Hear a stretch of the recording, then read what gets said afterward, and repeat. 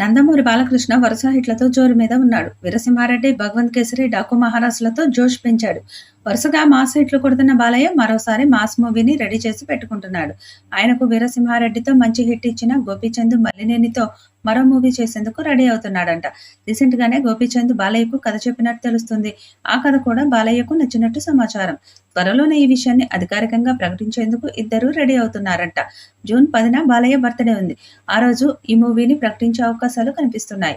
గోపీచంద్ కూడా మాస్ సినిమాలకు care of address. Recent గానే సన్నీ డియోల్తో మంచి హిట్ అందుకున్నాడు. అందుకే ఆయన మీదున్న నమ్మకంతో బాలయ్య వెంటనే ఓకే చెప్పేసినట్టు సమాచారం.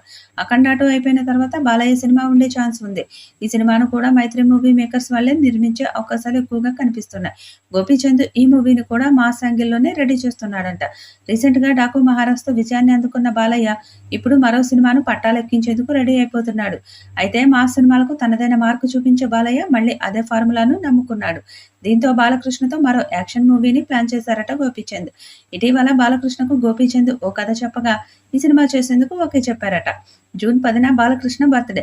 ఈ సందర్భంగా బాలకృష్ణ, గోపీచంద్, మల్లినేని కాంబినేషన్లోని సినిమా అనౌన్స్మెంట్ రానుందని సమాచారం.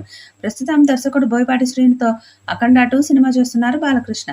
ఈ ఏడాది సెప్టెంబర్ 25న ఈ సినిమా రిలీజ్ కానుంది. దీంతో అఖండ 2 సినిమా చిత్రీకరణ పూర్తయిన తర్వాత దర్శకుడు గోపీచంద్, మల్లినేని కాంబినేషన్లోని సినిమా చిత్రీకరణ ప్రారంభం కావచ్చని ఊహించవచ్చు. ఈ సినిమాను కేవీఎన్ ప్రొడక్షన్స్ లేదా మైత్రి మూవీ మేకర్స్ సంస్థలు నిర్మించనున్నట్లుగా వార్తలు వస్తున్నాయి. ఇది కూడా ఫ్యాక్షన్ బ్యాక్డ్రాప్ లో సాగే సినిమా అని తెలుస్తుంది.